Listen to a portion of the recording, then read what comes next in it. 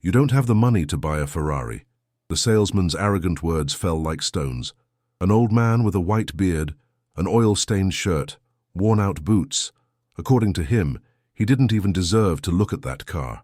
But that man had 40 years of roads on his skin, of sleepless nights building an empire, of calloused hands that raised a fortune from nothing, and when the owner came out and embraced him with respect, the salesman turned pale, because true power doesn't shout. It walks in silence, like this if it touched your soul. It's more than a click, and it's a silent hug between those who know that dignity is priceless. Comment on how you think this story will end, and if you haven't subscribed yet, it costs you nothing, but it means the world to us. Thank you for being here. The New York morning spilled over Fifth Avenue with that golden light that only October knows how to give. The leaves of the city trees danced with the autumn wind, while passers-by walked, hastily, oblivious to everything except their own urgencies. Among them, one figure moved with deliberate calm, as if time was a dimension that no longer governed him. Walter Miller was 68 years old, and each of them had been engraved on his face like the rings on the trunk of an old tree. His white beard, long and slightly disheveled, gave him the appearance of a retired sailor or a sage who had descended from some forgotten mountain. He wore a faded plaid shirt with dark stains on, the cuffs that no detergent had managed to completely erase, marks of oil, of grease, of decades working with his hands. His denim jeans were worn at the knees, bleached by use and the sun. His work boots with patched laces made a dull, honest sound on the polished sidewalk. On his right shoulder hung a faded blue backpack with hand-stitched patches and zippers that resisted closing. It was the kind of luggage that had seen 1,000 roads, slept in 100 truck cabs, waited in endless, rain-soaked service stations. When Walter stopped in front of the glass facade of the Ferrari dealership, the contrast was so stark that some passers-by slowed their pace to observe. The building was a modern cathedral dedicated to luxury, walls of immaculate glass, structure of polished steel, and inside, under lighting that seemed to come from heaven itself, the world's most desired automobiles rested like sculptures in a museum. Walter took a deep breath. The air smelled of city traffic mixed with the expensive perfume of the nearby boutiques. He pushed the revolving door and entered. The contrast was immediate and brutal. Inside, the world was different. Reverent silence, broken only by classical music at a low volume, perfectly controlled temperature. The aroma of new leather and polished wood floating in the air conditioning. The floor was a black marble mirror that reflected every detail with surgical precision. 3 Ferraris occupied the center of the showroom. A passion red, under a white overhead light, a matte black that absorbed all light like a hole in space, a Modena yellow that seemed to vibrate with contained energy. Around them, white leather sofas, glass tables with magazines in several languages, and a coffee bar that offered espressos as if they were magical potions. The customers present, 2 men in dark suits conversing near the black model, an elegant woman with her hair up examining a catalogue, spoke in whispers, as if they were in a library or a temple. The salesman, dressed in impeccable Italian-cut suits, moved with studied gestures, professional smiles, and glances that evaluated each person with the precision of an appraiser. When Walter took his first step on that perfect marble, the sound of his boots echoed like out-of-place thunder. Several heads turned. Eyes scanned him up and down in fractions of a second. The beard, the stained shirt, the patched backpack, the worker's boots. And in those glances, Walter could read an entire library of silent judgments. Alan Reed was 29 years old, wore a pearl grey suit that had cost him 2 months' worth of commissions, and had a self-confidence built on successful sales and satisfied customers who never questioned his judgment. He was thin, with slicked-back hair, with a smile he practiced in front of the mirror every morning, and had perfected into a weapon of commercial seduction. He was finishing arranging some brochures on the glass table when he noticed Walter's figure slowly, moving towards the center of the room. Alan frowned. He looked towards the entrance, wondering how security personnel had let someone like that pass. Then he exchanged a quick glance with his colleague Mark, who raised his eyebrows with an expression of amused disbelief. Alan approached with measured steps, composing his expression into something intended to be professional, but that couldn't quite hide his surprise. He stopped a meter away, maintaining a space that seemed more like a barrier than a courtesy. "Good afternoon," what he said, and the pause before the greeting was an abyss of meanings. "How can I help you?" Walter turned to him with a calmness that seemed to emanate from some deep, unalterable place. His eyes, a sun and wind-worn bluish-grey, rested on the salesman with a serenity that Alan found disconcerting. There was no aggression there, but neither was there submission. It was the look of someone who had seen a lot and was no longer easily surprised. "Good afternoon," Walter replied with a hoarse but firm voice. "I want to see the Ferrari SF90 Stradale." For an instant, Alan remained motionless, processing the words as if they had been spoken in a foreign language. Then, something like a smile formed on his lips. It was not a kind smile. It was the smile of someone who has just heard something absurd and is deciding whether to laugh openly or maintain composure. "The SF90?" he repeated, as if he needed confirmation. "Yes," Walter said simply. Alan looked again toward Mark, who had stopped pretending to work and was watching the scene with barely concealed interest. A brief, contained laugh escaped the salesman's lips, a sound he tried to turn into a cough, but that fooled no one. "Forgive me for asking," Alan began, recovering his professional tone but with a cutting edge of condescension. "Is the gentleman aware of the price of that model?" Walter did not respond immediately. He simply held the salesman's gaze with that same unshakable tranquility. "It's 400,000 euros, Alan continued, pronouncing each word with emphasis. "Plus options, plus taxes. We're talking about almost €500,000. It is not—" He paused, searching for the right words. "It is not exactly a vehicle for everyone." "I know," Walter said. "You know." Alan's incredulity was palpable now. "Well, perfect. But you'll understand that before initiating any presentation process, we need to verify the client's purchasing capacity. It's the house protocol. These automobiles require a prior evaluation, documentation, bank references." "I understand." Walter nodded, without moving. Alan crossed his arms over his chest, adopting a posture that made it clear who had control of the situation. "So, if you'll allow me to ask, does the gentleman have an appointment scheduled? Is an advisor expecting him?" "I don't have an appointment," Walter admitted, "but I sent an email this morning to the general management."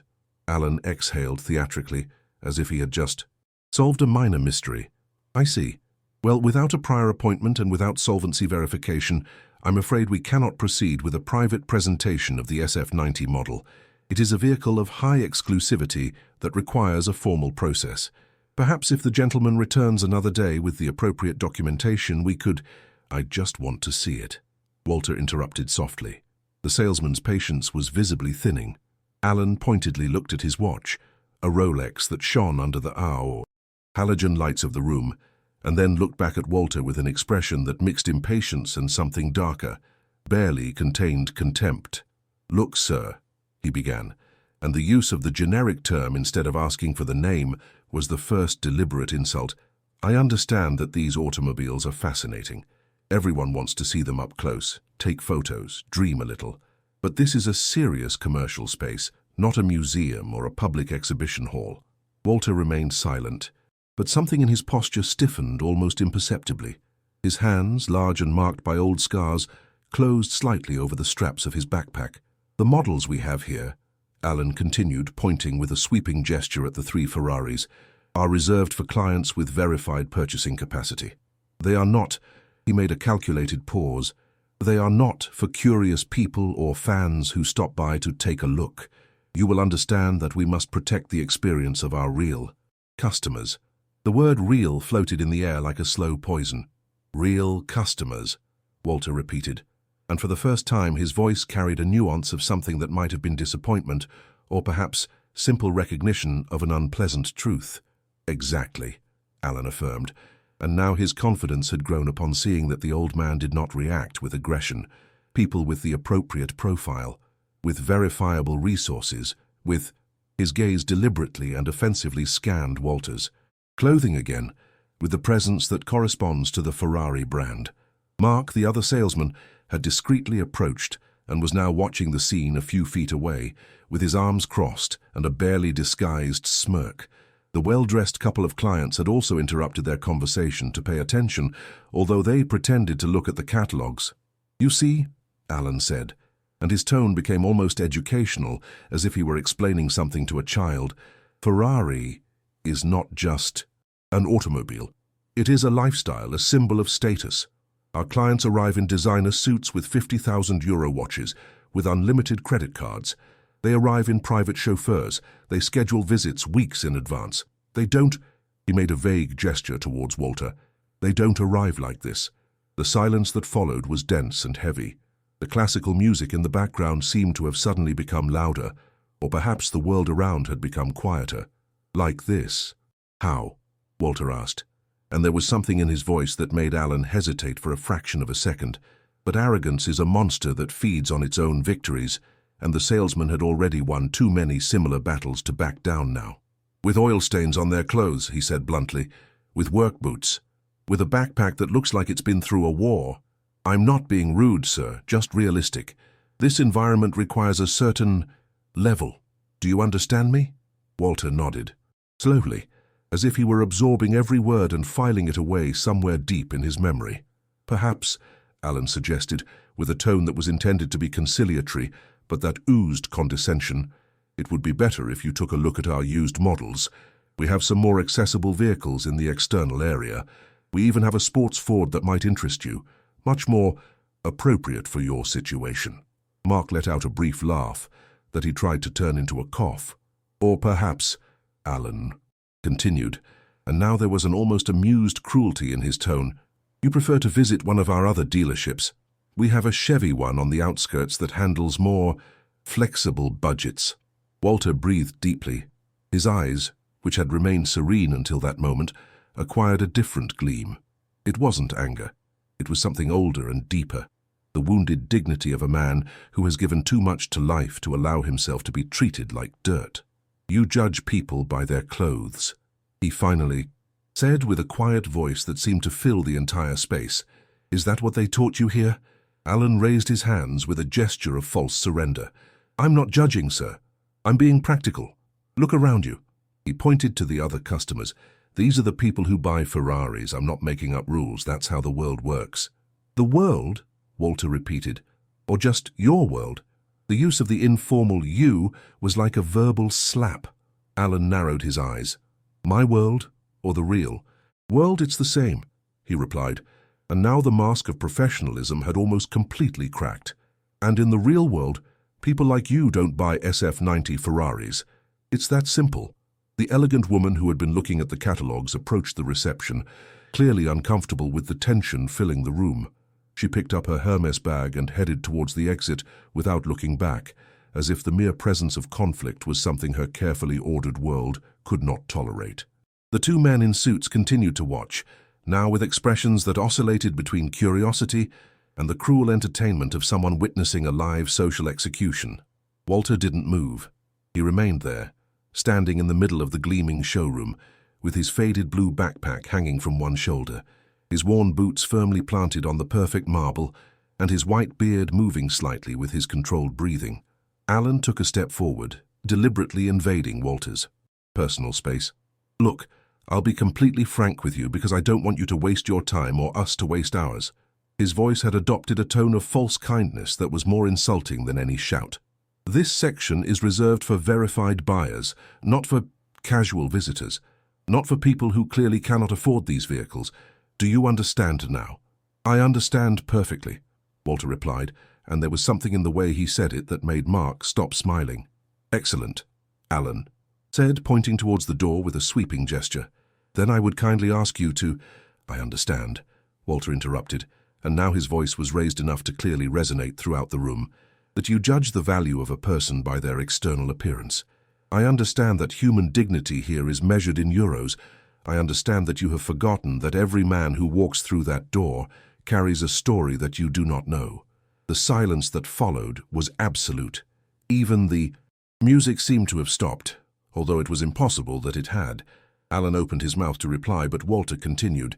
I understand that for you, these machines, he pointed to the Ferraris with a calm gesture, are more important than the people who come to see them, and I understand above all that you have built your world in a bubble so small that you cannot imagine that someone like me has the right to be here. Sir, Alan began, but his voice had lost strength. I have driven on the roads of this country for 40 years, Walter said, and now he walked slowly towards the red Ferrari that shone under the overhead light. From Miami to Chicago, from Dallas to Seattle, trucks loaded with goods that fed families, that built buildings, that kept this economy you value so much running. He stopped in front of the automobile but did not touch it. He simply observed it with a look that seemed to pierce the metal and see something deeper. I drove in the rain, under the scorching sun at night when the world was asleep and the roads were empty. While you were sleeping in comfortable beds, I was at some gas station drinking cold coffee and calculating how many miles I had left until home. Alan exchanged a nervous glance with Mark. The situation was taking a turn they hadn't anticipated. I didn't wear expensive suits, Walter continued, turning to the salesman. I wore work clothes because that's what a man who truly works does. My hands weren't cared for with luxury. The creams. They were cracked by the cold, stained with oil, calloused from gripping steering wheels and changing tires on lonely roadsides. He took a step towards Alan, who instinctively backed away. And you know what I learned on those roads? The question floated in the air like a challenge. I learned that respect is not bought, that humility is more valuable than any automobile, and that the men who judge others by their appearance are, deep down, the poorest of all. A sound interrupted the solemn moment. The click of a door opening. From the back of the room, emerging from what appeared to be a private administrative area, appeared a man of about 50, medium height, with perfectly combed grey hair and an impeccable navy blue suit. His face showed an expression of genuine surprise, but not the unpleasant kind that had characterized Alan. It was the surprise of someone who didn't expect to find a certain person in a certain place, but who welcomed them warmly. "Walter?" the man said, stopping dead. "Mr. Walter Miller." The name resonated in the room like a bell. Alan froze, his mouth slightly open. Mark dropped the catalogue he was holding. The two men in suits completely turned their heads. The man in the navy blue suit, Robert Green, the general manager of the dealership, walked quickly towards Walter with a broad, genuine smile. He extended both hands and took Walter's right hand in his, with a gesture that radiated sincere respect. "Mr. Walter, it is a true honor to have you." "Here," Robert said enthusiastically. "I received your email this morning, but I thought you would arrive later. How long have you been waiting?" Walter looked briefly at Alan before answering. "Not long," he said simply. Robert followed the direction of his gaze and noticed the tension in the atmosphere for the first time. His expression subtly changed, his eyebrows furrowed barely a millimeter, and his eyes settled on Alan with a severity that the salesman immediately recognized. "Have you been properly attended to?" Robert asked, and although his tone was polite, there was steel beneath the words. The silence that followed was awkward. Alan opened his mouth, closed it, opened it again. His mind worked frantically, trying to find words that could repair the irreparable. I was, he began, but his voice broke. "Alan here," Walter said with a calm that was more devastating than any accusation, "was explaining to me that people like me don't belong in this place, that my clothes are not appropriate, that I should visit the used car section or perhaps a Ford dealership on the outskirts." Robert's face became rigid. His hands, which seconds before had held Walter's warmly, now closed into contained fists at his sides. "Is that true, Alan?" he asked, and his voice was dangerously quiet. "Mr. Green, I didn't know," Alan stammered. "I had no information about. I thought that—" "You thought what?" Robert interrupted. "You thought you could judge a customer by his appearance? You thought your job was to decide who deserves to enter here and who doesn't." Alan lowered his gaze to the floor, his face now completely red. Robert turned to Walter, and his expression immediately softened. "Mr. Walter, I owe you an apology on behalf of the entire dealership.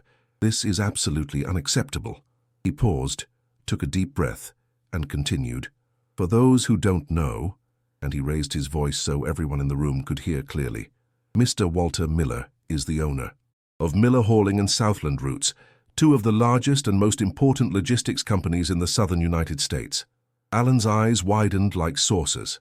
Mark backed up a step, as if the ground under his feet had become unstable. "Furthermore," Robert continued, walking slowly as he spoke, like a teacher giving a crucial lesson, "Mr. Walter is one of the most recognized private Ferrari collectors in all of America. His vehicles have appeared in our annual corporate magazine for the last 5 years. In fact, his 1964 Ferrari 250 GTO was photographed for our special anniversary edition. Every word was like a hammer striking Alan's shattered pride. Robert walked towards his office and returned moments later with a thick, luxuriously printed hardcover magazine. He opened it to a marked page and held it up for everyone to see.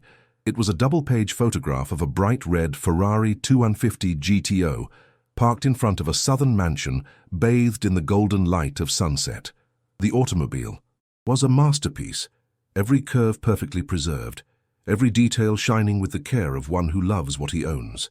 "This," Robert said with evident pride, "is just one of the 7 Ferraris Mr. Walter has in his personal collection." 7. Do you understand what that means? Mark audibly swallowed. The 2 men in suits had approached to get a better look at the magazine, and now looked at Walter with a mixture of awe and vicarious shame for having been silent witnesses to the humiliation he had suffered. "The 250 GTO, Robert continued, is one of the most valuable automobiles in the world. There are fewer than 40 units in existence. The last one sold at auction fetched $48 million. $48 million. And Mr. Walter owns one." Alan seemed to have turned into a pillar of salt. His face had gone from the red of shame to a ghostly white. "He also has," Robert flipped through the magazine pages, "a 1989 F40, an Enzo, a LaFerrari, a 458 Speciale, a 488 Pista, and a Roma. And now he is here to see the SF90 Stradale, because we are negotiating the purchase of 3 more units for this semester." He closed the magazine and placed it on the glass table with a soft but definitive thud. 3 units, he repeated, looking directly at Alan. 3 SF90 Stradales. 1 for his personal collection, 1 for his son who lives in Boston, and 1 as an investment vehicle. We are talking about more than €1 million in sales, in a single transaction. The silence in the room was so dense it could be felt physically, like a pressure on the chest.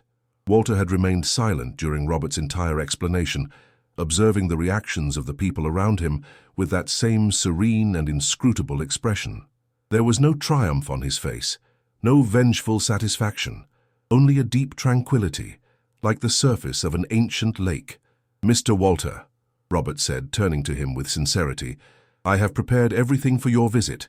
We have the VIP room ready, with fresh coffee and the technical specifications for the 3 models you mentioned in your email. The chief customization engineer from Maranello is connected by video conference, waiting to discuss the configuration options you desire." He gestured toward the back of the room, where a discreet door evidently led to the private area. "If you would be so kind as to accompany me." But before Walter could move, Robert turned back to Alan. His expression was one of profound disappointment, the kind that hurts more than any shout. "Alan, go to my office in 5 minutes. We have a lot to talk about." "Yes, sir," the salesman mumbled, his voice barely audible. Walter finally spoke, and his voice cut through the air with crystal clarity. "Robert, before we go to the VIP room, I would like to say something." "Of course, Mr. Walter," the director replied. Walter turned towards Alan, who could not lift his gaze from the floor. The old man took 2 steps towards him, shortening the distance but not invading his space. When he spoke, his voice was firm but not cruel, educational but not condescending. "Young man," he began, and the use of that word, young man, instead of his name, carried a particular weight. "For 40 years, I drove trucks across this country. I started at 19 driving a borrowed vehicle, sleeping in the cab because I didn't have money for hotels, eating cold sandwiches at roadside gas stations." Alan slowly lifted his eyes, forcing himself to look at Walter. "I spent nights where the rain was hitting the windshield so hard I couldn't see 2 feet ahead, but I kept driving because there were families waiting for the goods I was transporting. I spent days under a sun that turned the cab into an oven, my body soaked in sweat, my hands cramped on the steering wheel." He paused, letting his words sink in. "I didn't wear elegant suits because elegance doesn't help you change a blown tire at 3 in the morning in the middle of nowhere. I didn't wear expensive watches because the only time that mattered was the delivery time of the merchandise. I didn't have soft hands because my hands were actually working." His voice remained steady, without a hint of anger, only with the serene authority of lived experience. "But those years of work, those sleepless nights, those endless miles, and taught me something that no university, no expensive suit, no degree can teach you. They taught me that a man's value is not in what he wears, but in what he does, in how he treats others, in his humility, in his respect, in his ability to see beyond appearances. Alan had contained tears in his eyes, but did not allow himself to cry. He just nodded slightly, every word of Walter's piercing his conscience like burning nails. I built my company with those values, Walter continued. Every truck I bought, every route I opened, every employee I hired, everything was based on honest work, on mutual respect, on understanding that every person, regardless of their appearance, deserves dignity. He pointed to the blue backpack that still hung from his shoulder. This backpack is 25 years old. It accompanied me across Europe. It slept with me in hundreds of truck cabs. It has patches because I repaired it myself, because I'm fond of it, because it represents everything I lived. I could buy 1,000 luxury backpacks, but I don't, because this one reminds me of where I come from. It reminds me that I must never, ever forget the man I was. Finally, he placed a hand on Alan's shoulder. The contact made the young man flinch. You have a good job, a good suit, a good opportunity here, but if you don't learn that every person who crosses that door deserves the same respect, no matter how they are dressed, then everything you have means nothing, absolutely nothing. He withdrew his hand and stepped back. Respect, humility, empathy are fields that are cultivated every day, with every person, with every decision. They are not bought. They are not inherited. They are built, and I hope you start building them from today. Robert watched the scene with a complex expression, admiration for Walter, disappointment in his employee, and something akin to pride at witnessing a life lesson that few people have the privilege of hearing. Mark, the other salesman who had smiled with complicity at the initial humiliation, was now looking at his own gleaming shoes as if he could find some answer or escape in them. His face also showed shame because he knew that his silent complicity made him just as guilty. The two men in suits, who had been silent spectators to the whole scene, exchanged uncomfortable glances. One of them, the elder, approximately 50 years old with graying temples, slowly approached Walter. "Excuse me for intruding," he said with a hesitant voice, "but I wanted to tell you that what I just witnessed here was shameful, and my silence was also shameful. I should have said something. I should have intervened when that young man was treating you like that." Walter turned to him with a slight smile. "Don't blame yourself," he replied. "Sometimes silence is not cowardice. Sometimes it is simply uncertainty about our place in the conflict of others." "Even so," the man insisted, "my name is Richard Stone.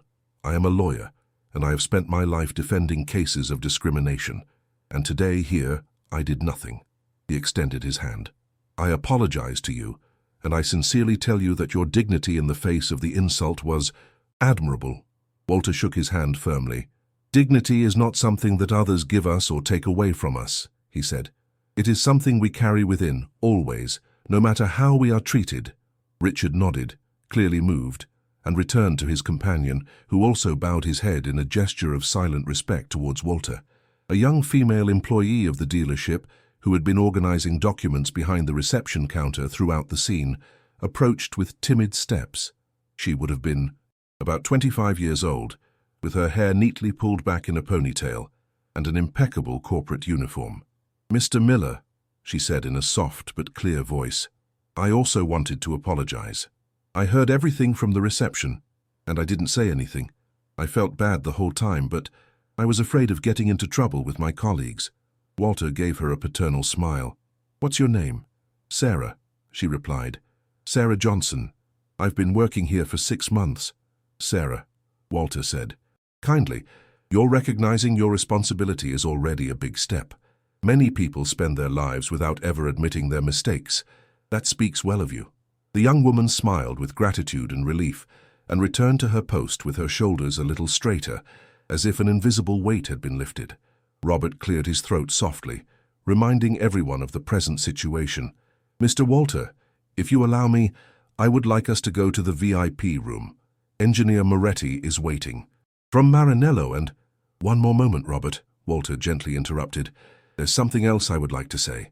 He turned towards Alan, who remained motionless, his head slightly bowed, but his eyes now fixed on Walter with a mixture of terror and expectation.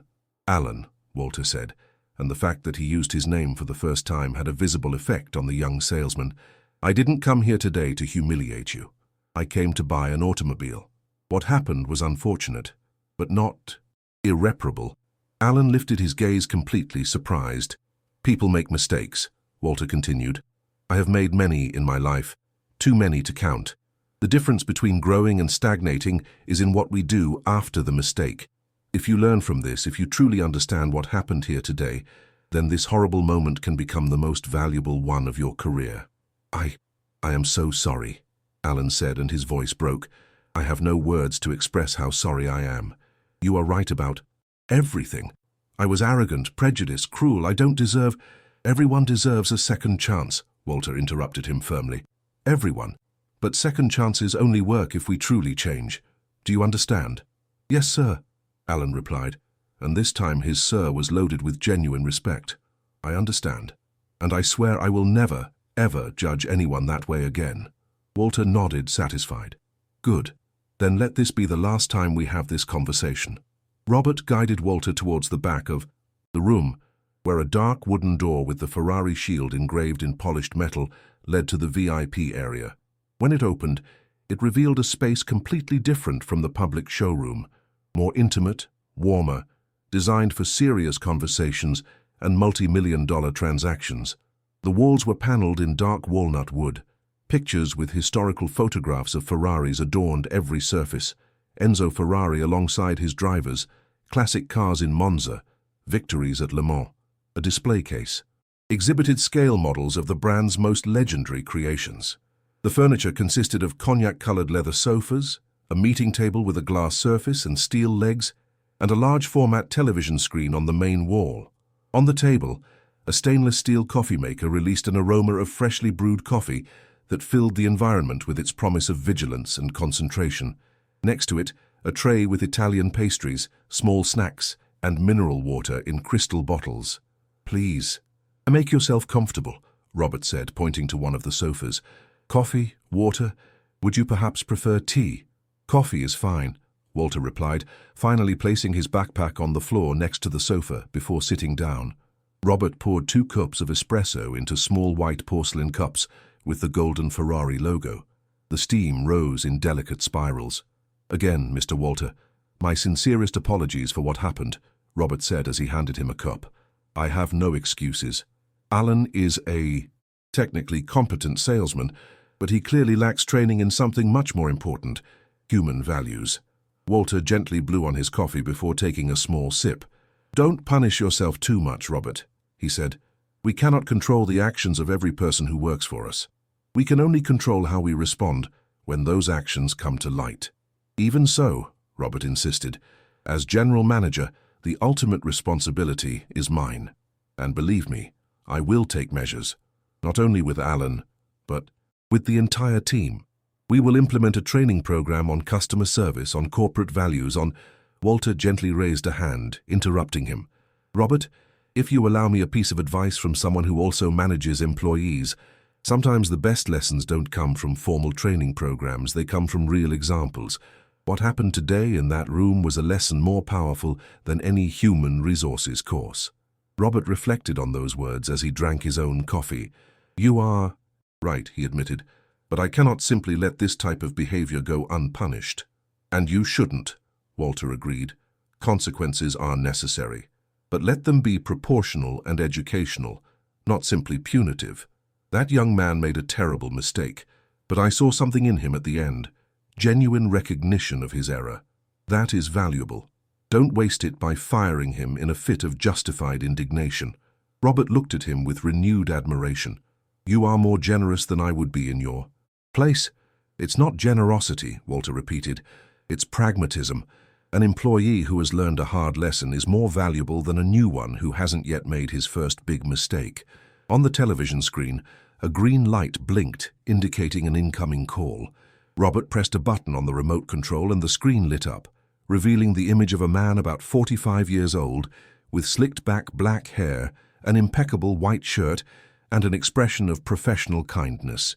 "Mr. Walter," the man on the screen said with a distinct Italian accent. "It is a pleasure to see you again. I am Giorgio Moretti, Chief Engineer of the Customization Department in Maranello." Walter settled into the sofa, holding his coffee cup with one hand and greeting the screen with the other. "The pleasure is mine, Giorgio. How is everything over there?" "Excellent, excellent. We have received your preliminary specifications, and we are very excited about what you have in mind for the 3 units." Giorgio. Moretti shared his screen, revealing 3-dimensional renders of 3 Ferrari SF90 Stradales in different configurations. The models slowly rotated in digital space, each angle revealing perfect curves, aggressive lines, and an aesthetic that combined Ferrari's classic heritage with the most advanced technology. "The first unit," Giorgio began, "for your personal collection, according to your instructions, should be in traditional Rosso Corsa. It is the classic, timeless choice. But we have also prepared some red variations that might interest you. Rosso Mugello, Rosso Scuderia, Rosso Fiorano." Walter leaned forward, carefully observing each shade of color. "The original Rosso Corsa," he said decisively. "No variations. When you think of Ferrari, you think of that exact red. It is part of the history, part of the soul of the brand." "Perfect," Giorgio nodded, making notes. "Interior in black leather with red stitching, according to your initial preference. What type of leather?" "We have the standard, the Seminato, or the premium Alcantara for the sports areas." "Full Seminato leather," Walter replied. "I've had Alcantara before, and although it is excellent for grip, I prefer the traditional feel of genuine leather." Robert listened to the conversation with interest, occasionally taking notes on a tablet. It was evident that he was witnessing not only a commercial transaction, but a conversation between 2 connoisseurs who spoke the same language of automotive passion. "For the second unit," Giorgio continued, "intended for your son in Boston, you mentioned a more modern, less traditional color." "Exactly," Walter confirmed. "My son is 38 years old. He appreciates the brand, but he is not a purist like me. He likes more contemporary, more distinctive colors." Giorgio showed the next render, an SF90 in a dark metallic gray tone that seemed to change according to the light. "Grigio Titanio Metallizzato," he announced. "It is one of our most requested colors among young clients. It has depth, sophistication, but it is not ostentatious." "Perfect," Walter smiled. "That is exactly my son's style. Discreet, yet impressive. Interior options. I would recommend dark brown leather, cuoio leather, with exposed carbon fiber details. Modern, elegant, very masculine." "I like it," Walter nodded. "And the technical systems? Can you include the advanced driving package with all the electronic assistance?" "Of course. In fact, for drivers who are not accustomed to the power level of the SF90, we strongly recommend that package. The combined 1,000 horsepower from the combustion and electric motors can be overwhelming without the proper assistance." Walter chuckled softly. "My son is a software engineer, not a race car driver. The assistants are essential." Giorgio smiled and moved to the 3rd render. "And finally, the 3rd unit. You mentioned that this would primarily be an investment, a vehicle to appreciate in value over the years." "Correct," Walter confirmed. "I have followed the collecting market for decades. Ferraris in unique specifications with low mileage always appreciate significantly. Then," Giorgio said with a special gleam in his eyes, "allow me to suggest something truly special." The render showed an SF90 in a color Walter had not seen before, a brilliant yellow, but not the traditional Ferrari yellow. This one had golden, almost metallic tones that made it look liquid and solid at the same time. "Giallo Monte Carlo," Giorgio announced. "It is a limited edition color that we only offer to select clients. There are fewer than 50 Ferraris in the world with this exact color. In terms of future investment, rarity is invaluable." Walter remained silent for a moment, studying the render from all possible angles. Robert also watched with fascination, recognizing that he was witnessing the birth of something truly special.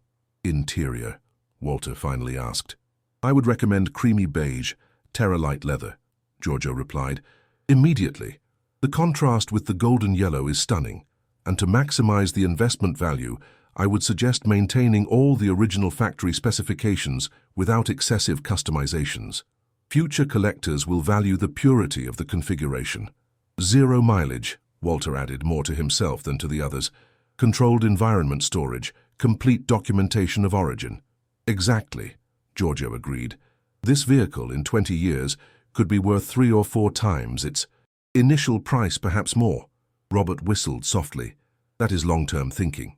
It's thinking like a businessman, Walter corrected. Passion is important, but financial intelligence is too. This purchase is emotional in 2 units and strategic in the 3rd. Balance. Giorgio shared a technical document on the screen, complete specifications of the 3 vehicles, estimated production times, delivery dates, and finally, the full financial breakdown. The figures were substantial. The first SF90, in Rosso Corsa with all its options, totaled €485,000. The second in Grigio Titanio, with the advanced technology package and interior customizations, reached €502,000. The third, in the exclusive Giallo Monte Carlo, with Terra interior and collector specifications, amounted to €518,000 due to the rarity of the color and special painting processes. Total, €1,505,000. Robert, despite his experience in the sector and having closed million-dollar transactions before, felt a moment of dizziness upon seeing the total figure. It was the largest sale of his career, concentrated on a single client, in a single meeting. Walter observed the numbers with the same calm with which he had observed everything else that day. He took a cell phone out of his faded blue backpack, that same backpack Alan had despised. It was not the latest model. It did not have a luxury case. It was simply functional. Giorgio, he said, manipulating the phone, I'm going to need you to send the preliminary contract to the email that Robert has on file. I will review the terms with my lawyer this afternoon. If everything is in order, we can proceed with the down payment tomorrow morning. Perfect, Giorgio replied. Form of payment for the down payment? The usual 30%? Let's do 50, Walter said without hesitation. €750,000 down payment. That way we can speed up the production process, the rest at the time of delivery of each unit. Robert almost dropped his tablet. €750,000 down payment meant a serious, irrevocable commitment. It meant that Walter Miller could not only afford this purchase, but that he had such liquidity that €500,000 as a down payment did not pose any problem. Excellent, Giorgio said, clearly pleased. With that down payment, I can prioritize your production. The first unit would be ready in 8 weeks, the second in 12, the third, due to the special processes of the Giallo Monte Carlo, in 16 weeks. Perfect, Walter nodded. And the issue of transportation we discussed in previous emails. Ah, yes, Giorgio consulted his notes. For the first unit, personal delivery here in New York. For the second, specialized transport from Maranello to Boston, with direct delivery to the address you provide us. And for the third, transport and immediate storage in the climate-controlled facility you have in, he checked his document, in Palm Beach, right? Correct, Walter confirmed. I have a private warehouse there where I keep most of my collection. Controlled environment, permanent security, restricted access. Robert listened with growing admiration. Every detail that emerged painted a more complete picture of who Walter Miller really was. Not just a rich man, but a sophisticated collector, a meticulous businessman, someone who had built his empire with the same attention to detail that he now applied to the purchase of these automobiles. The meeting continued for another 20 minutes, discussing technical details, suspension systems, brake options, calibration of the hybrid engines, extended warranties, maintenance programs. Finally, Giorgio said goodbye with a visible bow on the screen. Mr. Walter, as always, it is a pleasure to work with you. I await the signed contract and we will proceed immediately. Arrivederci. Thank you, Giorgio. See you soon. The screen went dark. Robert and Walter were left alone in the VIP room with silence filling the space that the conversation had occupied. Robert finished his coffee, now cold, and placed the cup on the table with care. Mr. Walter, he began with a serious tone, once again, I offer my apologies for what happened in the main showroom. What I saw today was unacceptable and— Robert, Walter gently interrupted, we already talked about that. You don't need to apologize one more time. Yes, I do, the director insisted, because it's not just about a personal apology. It's about what that represents for the entire company, for the brand, for the values we supposedly defend. He stood up and walked towards the window that overlooked the main showroom. From there, he could see Alan still motionless in the same place where they had left him, with a lost gaze and the posture of someone who has just lived the worst moment of his professional life. "I'm going to have to take disciplinary action," Robert continued without turning. "Probably a temporary suspension without pay. I might even consider terminating his contract. This type of behavior cannot go unpunished." Walter also stood up, leaving his backpack on the sofa, and approached the window next to Robert. "Can I ask you something?" Walter said after a moment. "Of course." "Has Alan had previous incidents of this type?" Robert reflected for a moment before answering. "No," he admitted. "In the 2 years he's been working here, there has never been a formal complaint about his treatment of customers. His sales numbers are good. His regular customers are satisfied. This was his first significant mistake." "And you never made a significant mistake when you were young?" Walter asked softly. The question hit Robert like an invisible fist. He turned to Walter with a surprised expression. Well, we all make mistakes, Robert," Walter continued, "especially when we are young, when we think we understand how the world works, when our arrogance outweighs our wisdom. But what he did was pure discrimination," Robert objected. "He judged based on appearances. He humiliated a customer." "He did," Walter agreed, "and it was terrible. But he also recognized it. He also apologized. Also, and this is important, he really seemed to understand the magnitude of his error." Robert ran a hand through his hair, clearly conflicted. "Are you suggesting I not punish him?" "I'm suggesting that the punishment must serve a purpose," Walter replied. "If you fire him, what will he have really learned? He will learn that serious mistakes have consequences. Yes, but he will also learn that there is no redemption, that there is no opportunity to grow after falling." He walked to the table and poured more coffee for both of them before continuing. "Instead, if you suspend him temporarily, if you require him to complete some training program on values and customer service, if you make him understand that this is his only second chance and that there will not be a third, then perhaps he will become your best employee, because he will have learned the hardest lesson of his life." Robert accepted the cup of coffee Walter offered him, their fingers briefly touching in the exchange. "You are wiser than I thought," Robert said with a sad smile. "And more generous." "It's not generosity," Walter repeated. "It's pragmatism mixed with compassion. I have had employees who made serious mistakes. Some I fired, and it was the right thing to do. Others I gave second chances, and they became the pillars of my company. The difference was not in the mistake, but in how they responded to it." He drank a sip of coffee before adding, "Alan responded with genuine recognition. That is valuable. Don't waste it." When Walter and Robert finally left the VIP room, almost 2 hours had passed. Evening had completely settled over New York, and the light entering through the windows now had that golden, melancholic tone of the end of the day. The main showroom had changed. There were no other customers. Only the staff remained. Alan still near where they had left him, although now sitting on one of the sofas, his elbows resting on his knees and his head in his hands. Mark at his desk, pretending to review documents, but clearly awaiting the outcome of the meeting, and Sarah at reception, discreetly looking towards the VIP room door every few minutes. When Walter appeared, all eyes turned to him. Alan stood up immediately, with a movement so quick it almost seemed military. Robert cleared his throat and spoke in a firm voice that resonated in the silent room. "Mr. Walter and I have concluded our meeting.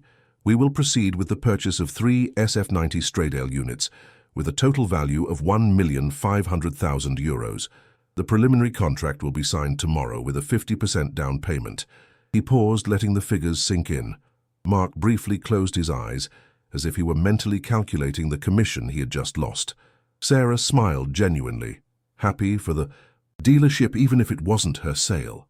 "Alan," Robert continued, his tone now more serious, "come to my office now."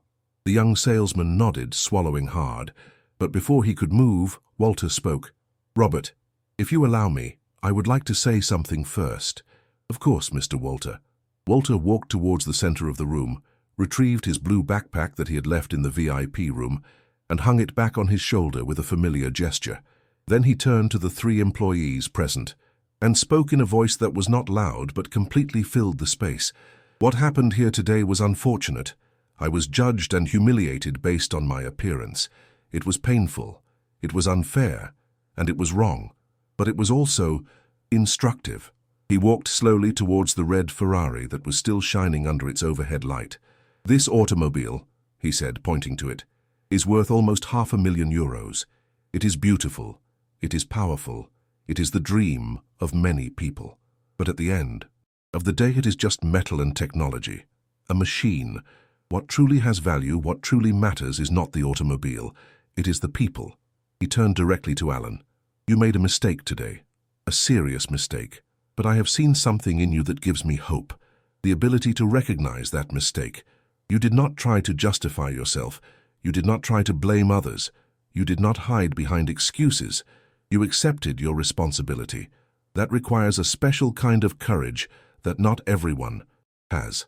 Alan kept his gaze fixed on Walter, tears glistening in his eyes but without letting them fall.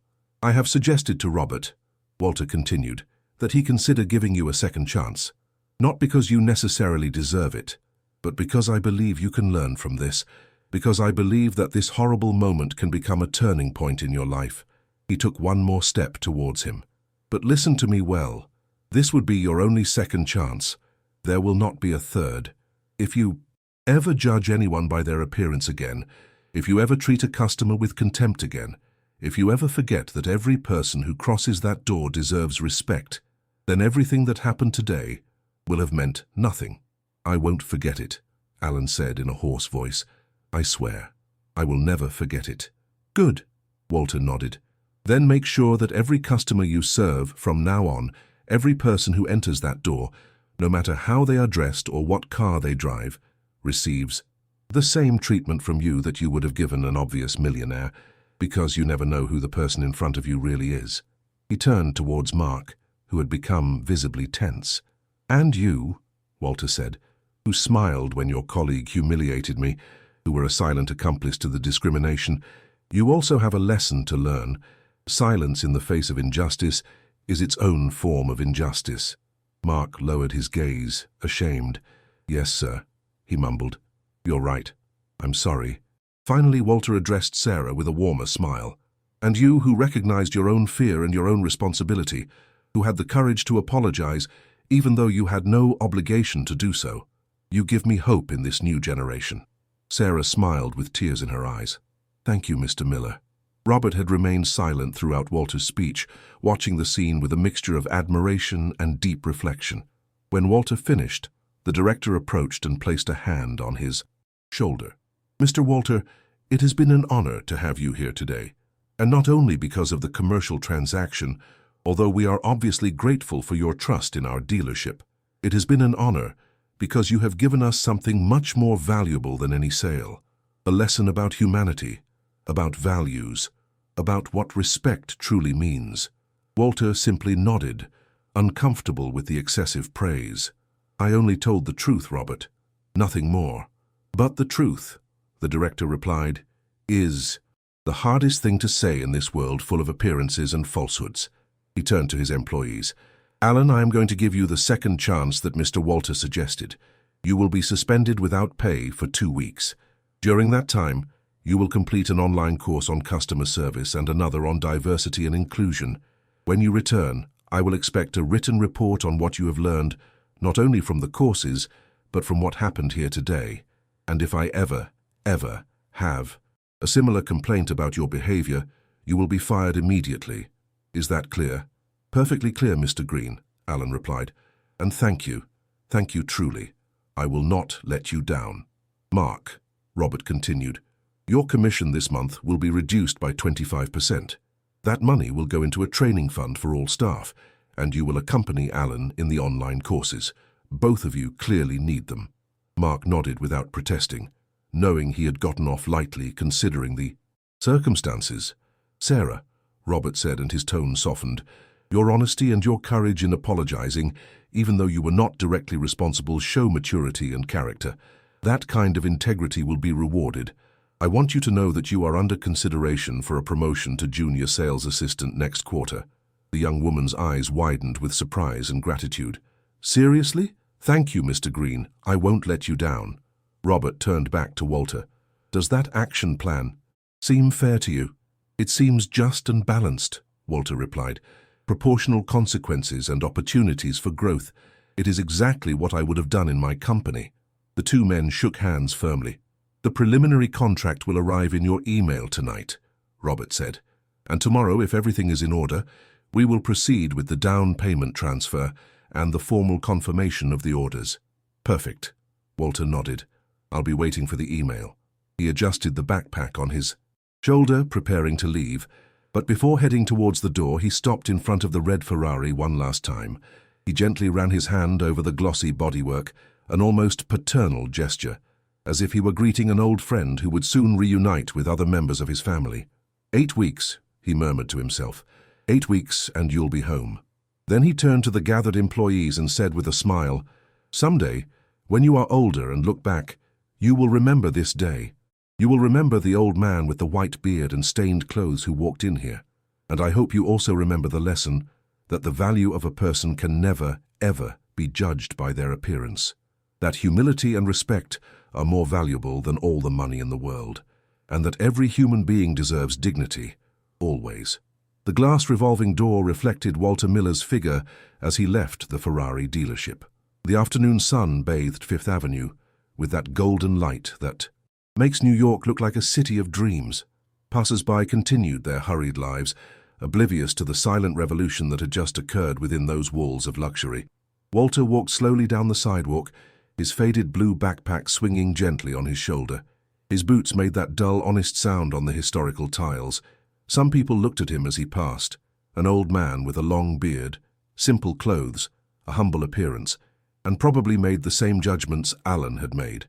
They probably assumed he was a backpacking tourist, a man without resources, someone lost in a neighborhood too expensive for him. And Walter smiled to himself because he knew the truth. He knew that in his bank account there were figures that those people could not imagine. He knew that in his Palm Beach warehouse rested automobiles whose combined value exceeded 50 million euros. He knew that his company employed more than 200 families. But that knowledge did not make him feel superior. On the contrary, it reminded him of the responsibility that came with success, the obligation to use his position to teach, to uplift, to show that true wealth is not in what you possess, but in how you treat others. Inside the dealership, Alan remained standing next to the window, watching Walter's figure slowly move away down the street. Tears were now running freely down his cheeks, without him making any effort to contain them. "What was I thinking?" he murmured, more to himself than to the others. "How could I have been so blind, so stupid, so arrogant?" Mark approached and placed a hand on his shoulder.